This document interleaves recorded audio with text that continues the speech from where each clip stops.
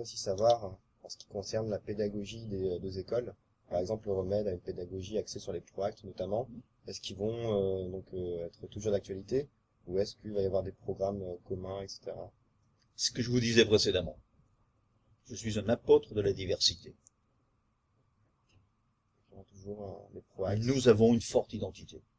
Les PROACT sont quelque chose qui est reconnu aujourd'hui par les accréditeurs comme étant une des International Best Practice. Ok? Ça ne changera pas. Maintenant, si des collègues de Bordeaux veulent développer des PROACT, développons les PROACT. Ceci, il y a des choses intéressantes dans la pédagogie de Bordeaux. Il y a des spécialisations qu'il y a à Bordeaux. Donc, pourquoi vouloir un programme unique alors que, y compris à Euromède, il n'y a pas de programme unique pratiquement.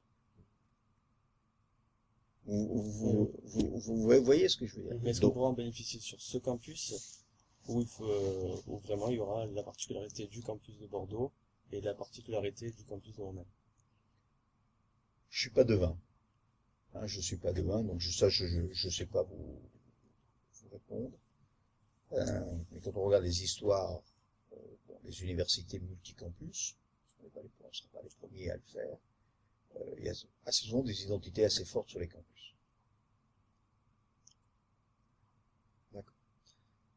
Maintenant, on va plutôt parler des universités partenaires. On voudrait savoir si, par exemple, les Euromédiens ont toujours la priorité entre guillemets sur les campus de Marrakech ou encore de Souzour, ou ce sera d'égal à égal.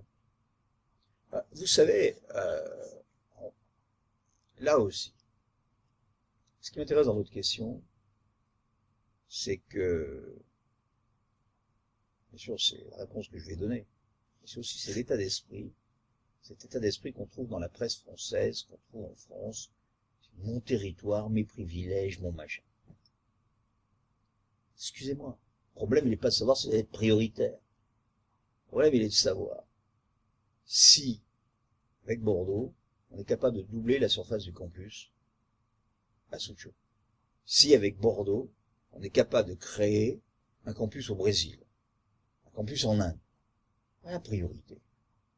Réservé, mes droits acquis, ma carte vermeille. Oubliez-moi ça. C'est pas comme ça. D'accord? C'est pas comme ça. Bordeaux a des partenariats avec des universités que nous n'avons pas. Ça voudrait dire quoi que les Bordelais sont prioritaires? Il y a un nouveau groupe. On va garder les différences pédagogiques. Après, les priorités, ça ne veut rien dire, les priorités. Place réservée aux femmes enceintes. Oui, quand on peut avoir des priorités, je le comprends. Pas vous. Vous ne pouvez pas raisonner comme ça. Par contre, il faut que ce nouveau groupe soit capable d'apporter encore plus d'innovation, comme notamment la présence dans des pays étrangers. Et on a 1 à 2 campus étrangers dans les 5-6 prochaines années à faire. Alors écoutez, vous savez qu'on est relativement nous sur les nations émergentes, parce que c'est là où ça va se passer, donc ce sera très certainement dans les nations émergentes. C'est-à-dire que Bordeaux regardait, nous on regardait un certain nombre de choses, on va se mettre ensemble pour le développer. Mais la pédagogie et le système de notation sont différents à Bordeaux et à Marseille. Donc comment les étudiants vont être répartis, enfin, vu que les notations sont différentes, comment on va réussir à faire un classement pour pouvoir répartir les étudiants entre les deux universités? Bon, alors vous savez que d'abord, c'est vrai que sur ce plan-là, il faudra une certaine homogénéisation sur la manière d'obtenir les. Et c'est pas un vrai problème, ça. Regardez Euromède. Chacun son parcours. Est-ce que vous posez vraiment le problème de savoir si la notation est exactement la même entre quelqu'un qui aura fait un PROACT de communication et quelqu'un qui aura fait un PROACT management associatif? Ne posez pas la question. Ce qui vous intéresse, c'est de valider. Il y a des principes de validation qui correspondent à la construction de parcours de compétences. Ça pose pas un problème. Quand vous allez à l'étranger, aux États-Unis, en Chine ou ailleurs, et que vous validez des cours, Est-ce que ça vous pose un problème que le système d'organisation soit différent? Non, ce qui vous intéresse, c'est d'obtenir les crédits. Donc, nous, notre travail, ça va être de faire en sorte qu'on ait bien vérifié l'homogénéité des systèmes de crédit entre les deux campus. Vous voyez, posons le problème au bon niveau. Il faut obtenir les crédits pour être diplômé. Maintenant, à la manière dont ça se passe à l'intérieur, allons chercher la richesse. Et est-ce qu'il serait possible de changer de campus tous les semestres entre Bordeaux, Marseille, les campus Là, vous rentrez vraiment dans le détail. Je veux dire, de toute façon, la mobilité intercampus, elle est bien évidemment prévue. Comme nous avons aujourd'hui, moi, je souhaiterais qu'on ait une plus grande mobilité, par exemple, entre Toulon, Marseille, notamment pour le design. Hein, je pense que vous y ayez accès quand même au design. Il faut encore qu'on développe la Chine et le Maroc pour qu'il y ait plus de mobilité. Alors après, pensez aux coûts de transaction pour les étudiants, au logement pour les étudiants, changer tous les semestres. Faut trouver les pioles, enfin voilà, c'est un peu compliqué. Donc faut pas non plus, on va pas créer une ligne aérienne entre Bordeaux et Marseille uniquement pour le nouveau groupe. Donc, Qu'en est-il du réseau des anciens? réseau des anciens. Mais écoutez, on va avoir deux réactions. Hein, on va avoir les anciens combattants et on va avoir ceux, et c'est une opportunité fabuleuse pour nous en termes de business, en termes de réseau. On aura les deux réactions. Ceux qui vont dire, oh, ça y est. Et qui étaient les mêmes que ceux qui disaient, mais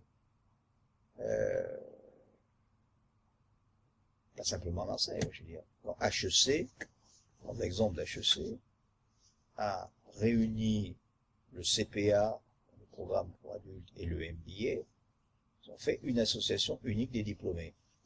J'en voulais pas. On n'a pas fait la même école. Qu'est-ce qu'on s'en fout?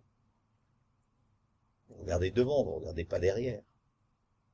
Comme quand ici on a dit, on fait une seule association entre les CESEM, MED, et les ESC. Il y en a qui ont dit fabuleux, extraordinaire, surtout vu la présence internationale des CESEM MED. Il y en a qui ont dit, on n'a pas fait le même programme, ils n'ont pas fait les classes préparatoires. Donc vous aurez les anciens combattants, et vous aurez ceux qui vont aller vers l'avenir. Vous inquiétez pas, ceux qui remportent toujours, c'est ceux qui vont vers l'avenir. Ça n'empêchera pas les anciens combattants de s'exprimer. En parlant des 16 mètres, justement, il y en a beaucoup qui se posent des questions par rapport au fait de l'avenir de leur diplôme, tout simplement. Leur diplôme est dans 4 ans, alors que celui post-bac de Bordeaux est dans 5 ans. Ouais. Donc, quel est l'avenir pour le diplôme 16 mètres? Le CESEMED est évidemment un programme qui est en 4 ans, et le BP est un programme qui est en 5 ans. Donc à une époque, le BP était aussi un programme en 4 ans. Aujourd'hui, Euromed Management travaille sur les opportunités de faire accéder les CESEMED qui le souhaitent sur 5 ans. Ceci dit, on se rend compte qu'au niveau mondial, il y a énormément de jobs pour ce qu'on appelle les bachelor with honors à 4 ans. Donc avec Bordeaux, nous allons profiter de cette fusion pour développer un programme post-bac très forte dimension internationale, permettant pour ceux qui le veulent de sortir à un niveau bac plus 4, donc c'est-à-dire bachelor with honors, très prisé dans le monde anglo-saxon. Hein. En Chine, aux États-Unis, vous avez un bachelor with honors, les gens ne se posent aucun problème. Le fameux bac plus 5, c'est un franco-français. Hein. Et le CESEMED fait par il y a la moitié des étudiants du CESEMED qui ne poursuivent pas leurs études parce qu'ils sont à l'étranger et qu'ils ont des jobs de très très bon niveau. Donc ça, il faut le garder. Et puis ceux qui voudront conserver la 5e année, on a aujourd'hui un bon exemple avec ce qui se fait à Bordeaux. Et l'avenir pour les autres programmes, les Masters P, EGC, etc. Il y aura très certainement, vous savez que Bordeaux développe son même bachelor, que nous développons le GC qui va s'appeler maintenant Euromed Bachelor. Là, ce sont des programmes régionaux sur lesquels on va avoir une vraie unification. On recrute par écrit comme sur les deux programmes. Donc là, il y aura vraiment, on maintient le programme bachelor à 3 ans généraliste à dimension régionale. Ça, c'est dans l'intérêt des et de structure et de programmes existants. Il n'y a pas, aujourd'hui, je le dis très clairement, de fermeture de programme qui est prévue. Parce que si vous regardez la gamme des programmes des deux écoles, le seul overlapping important et réel, il est sur le programme grande école. Tout le reste, on a des spécialisations suffisamment fortes. Sur le programme grande école, ce qui est extrêmement important de comprendre, c'est que comme les spécialisations de Marseille ne sont pas automatiquement les spécialisations de Bordeaux, comme la pédagogie de Romède n'est pas automatiquement la pédagogie de Berne, nous avons tout intérêt à garder ces spécificités pour avoir le plus de diversité dans le corps des étudiants. Il n'y a pas de souci, il n'y a pas de souci là-dessus. Serons-nous diplômés de Romain Management ou de la nouvelle entité du nouveau nom de la... Alors, il y a, je comprends que cette question vous intéresse et vous tient à cœur. Alors, il y a deux éléments très précis. Le premier, qui est un élément juridique, c'est-à-dire que si je prends votre cas, vous êtes rentré à Euromed Management, vous allez terminer encore sur Euromed Management. Donc, vous aurez un diplôme d'Euromed Management. Deuxièmement, il y a la réalité du marché. Je vais vous poser une question. Aujourd'hui, quelqu'un qui a fait l'ESC Marseille en 1985,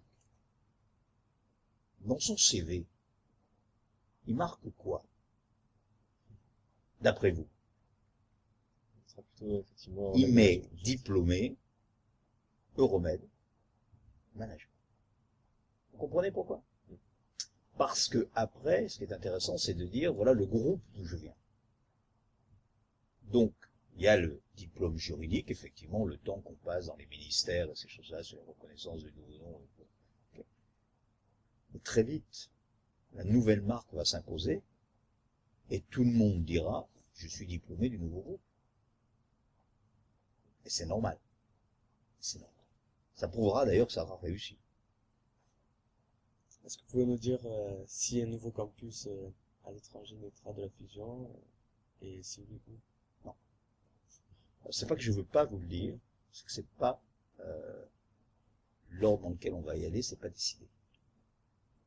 Ce sera dans les pays émergents, comme vous l'avez dit précédemment. Oui, oui, mais encore qu'on ne s'interdit pas un campus aux États-Unis. Est-ce qu'en plus naîtra d'ici 5 à 6 ans? Non, non, il naîtra beaucoup plus tôt. Le prochain campus, on devrait, à mon avis, fin 2013, il sera là. D'accord, très bien. Merci. Bon, bah, écoutez, effectivement, je pense qu'on a posé la majorité des questions que les Euromédiens se posaient. Donc, on vous remercie pour votre attention et